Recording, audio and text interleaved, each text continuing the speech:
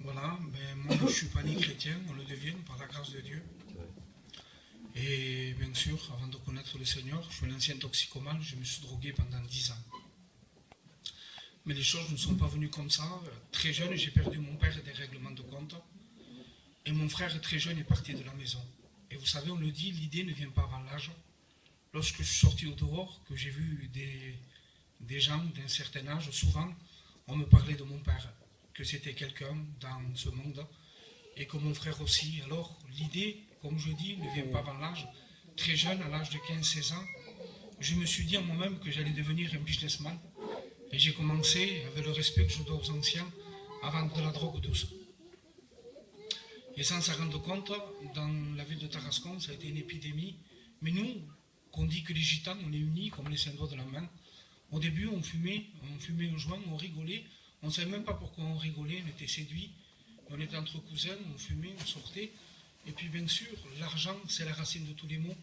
Et on a commencé à se vendre de la drogue entre cousins, entre quartiers. Et bien sûr, on a été séduits par l'argent. On a commencé à gagner de l'argent, à ramasser de l'argent.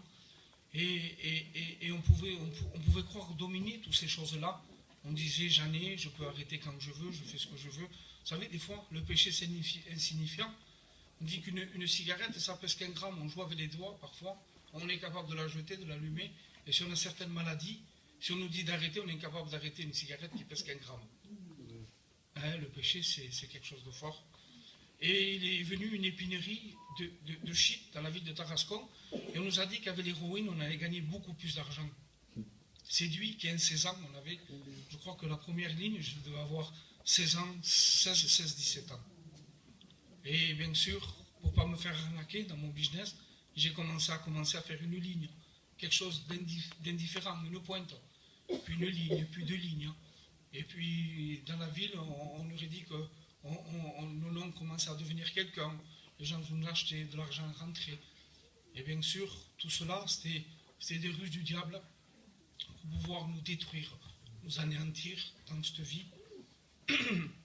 Et au début, ça ne se voyait pas, je le cachais de ma femme et de mon fils, mais ça prenait tellement d'ampleur, quelque chose dans mon corps, quelque chose de terrible. Comme je vous dis, au début, c'était une petite ligne.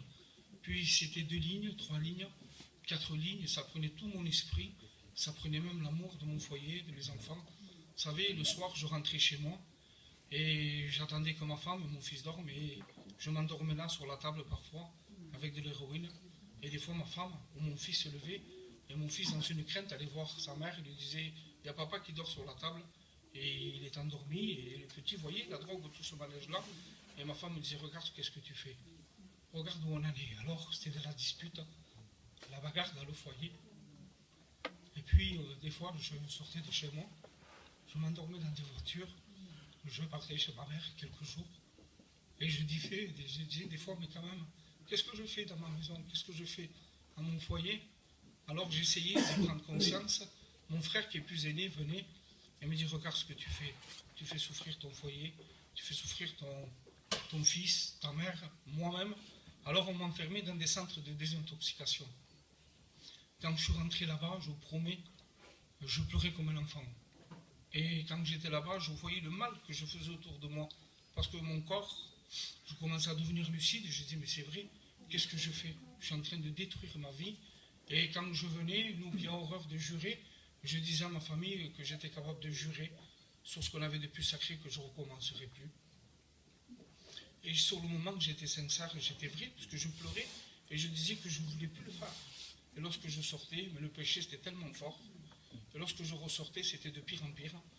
Et c'était la drogue, et bien sûr, je suis tombé, comme on dit, en manque. J'étais accro, et on m'a dit, va voir des docteurs. Les Subutex n'existaient même pas à ce temps-là. On prenait de la nécodine, des nécodium, on prenait des cachets. Alors encore pire, j'étais accro pas assez à la drogue, et maintenant on cachait. Alors après, ça se voyait à l'œil nu, je me souviens, j'étais comme une épave.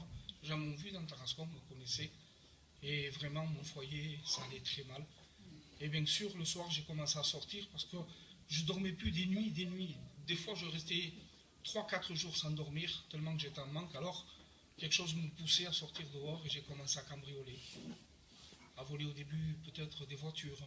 Ce que je trouvais, Et à ma honte, sans m'en rendre compte, aveuglé par le péché, tout ce que j'avais, c'était que pour moi. Je devenais comme un égoïste. Des fois, chez moi, je le dis, à ma honte, parce que le péché nous fait faire des choses qu'on ne voudrait pas faire.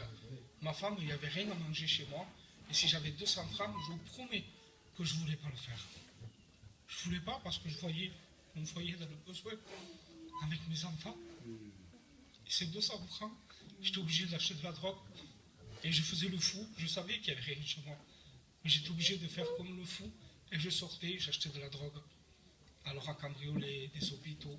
Même ma famille, au début, ont essayé de m'aider. Vous savez, c'est difficile d'aider quelqu'un.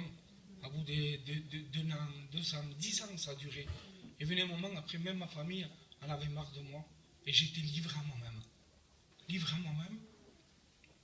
Et j'ai commencé à cambrioler. Et un jour, j'ai cambriolé un bar.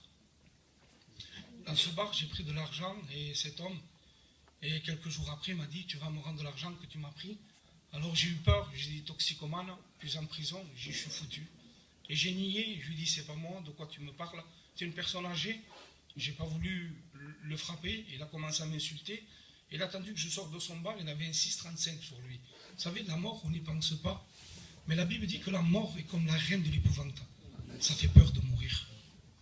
Et là, moi qui croyais avoir le monde à mes pieds, cet homme a sorti un 6,35 et m'a tiré 2 coups de feu à bout portant. Je suis tombé par terre, des cousins maman m'ont relevé, ont détourné l'intention de cet homme, et quand il m'avait encore debout, il m'a tiré un 2e coup de feu.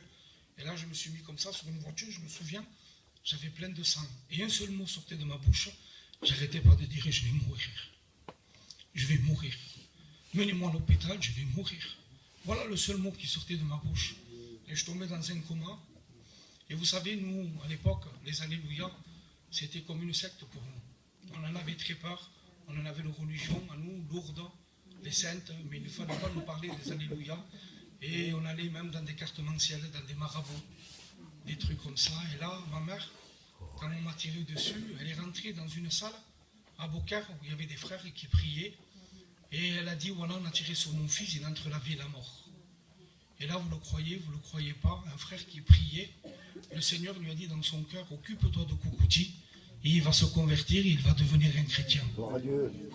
Et je me souviens que ce frère, c'est le frère Paul, lorsqu'il a reçu ça dans son cœur, et quand j'ai ouvert mes yeux de ce coma, j'ai vu Paul devant moi, il y avait des frères, il y avait Josué, il y avait des frères, et ils m'ont parlé de l'amour de Dieu. Ils m'ont dit que Dieu m'aimait, qu'il y avait moyen pour moi de se sortir de là. J'étais fatigué du péché. Vous savez, il y a un moment, le poids fatigue. Comme le frère disait, on ne trouve pas de paix, on ne trouve pas de rien. Et j'ai dit, j'en ai marre, j'ai dit, je viendrai. Et je suis venu Sainte-Brunion comme vous ce soir. Je me suis assis sur une chaise.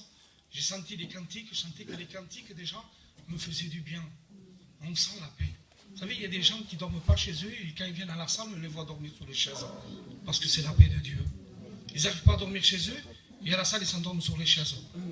C'est parce que c'est ce que Dieu accorde, la paix. Et j'ai senti ce bien-être, cette paix à travers les chants.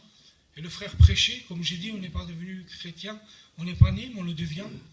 Et il y a eu le message, la parole de Dieu.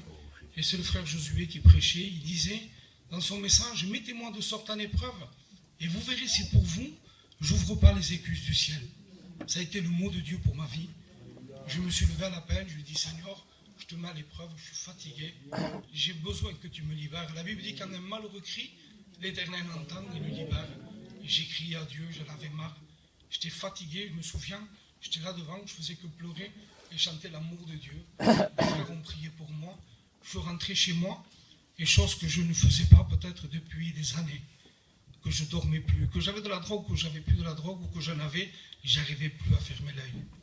Je savais plus ce que c'était de dormir dans la paix de Dieu. Et là, sans cacher, sans drogue, j'ai dormi dans une paix profonde. Quelque chose d'extraordinaire. Le lendemain matin, je me suis levé. Et dans mon corps, j'avais plus besoin de cacher. J'avais plus besoin d'héroïne. J'avais plus besoin de rien. J'étais totalement délivré dans mon corps. Je voyais ma femme et mes enfants. J'étais rayonnant de joie. C'est quelque chose d'extraordinaire. Amen. On a commencé à venir à des réunions et à se réjouir et à se convertir. Que Dieu vous bénisse.